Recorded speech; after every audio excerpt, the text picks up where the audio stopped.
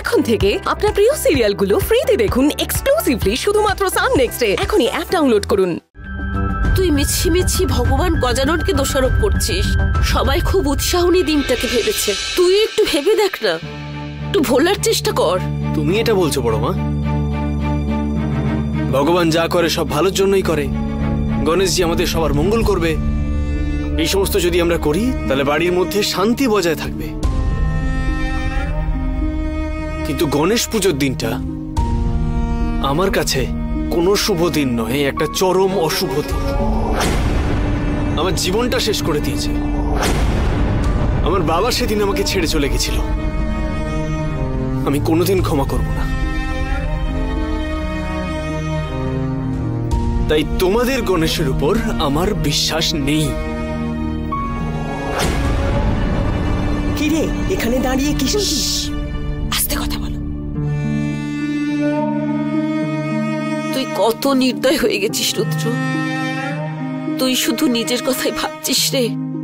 আমাদেরও তো কষ্ট হয় খুব, কিন্তু কি করব বল, আমাদের তো কিছু করার নেই বাবা।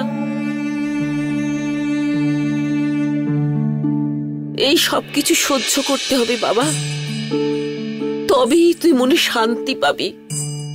আমার ঠাকুরের উপর সেই বিশ্বাসটা আছে। ভগবানকে ভক্তি শ্রদ্ধা করতে হয়। আমি শুধু আমার কথা বলছি না, সবার মঙ্গলের জন্যই বলছি। তুই একবার মন থেকে সব মুছে ফেলে দেখ, তোর কত ভালো লাগবে। তুই যদি সবসময় ভগবানকে দোষারোপ করিস, সেটা একেবারেই ঠিক নয় রে বাবা। এটা অত্যন্ত বাজে ব্যাপার। নিজেকে একটু পরিবর্তন করার চেষ্টা কর রুদ্র। আমি এরকমই থাকবো। তাতে কে কি ভাবলো না ভাবলো তাতে আমার কিছু যায় আসে না। কিন্তু আমার যেটা ঠিক মনে হবে সেটা আমি করবই।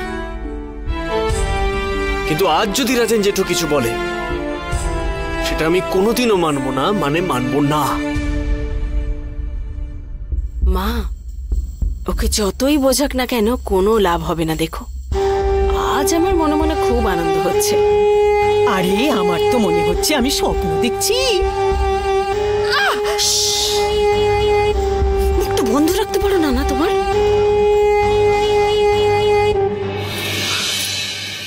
কতদিন আর ভগবানের উপর রাগ করে থাকবি রুদ্র? আমি কি করব বড় মা? এতদিনের সবকিছু ভুলে যাব?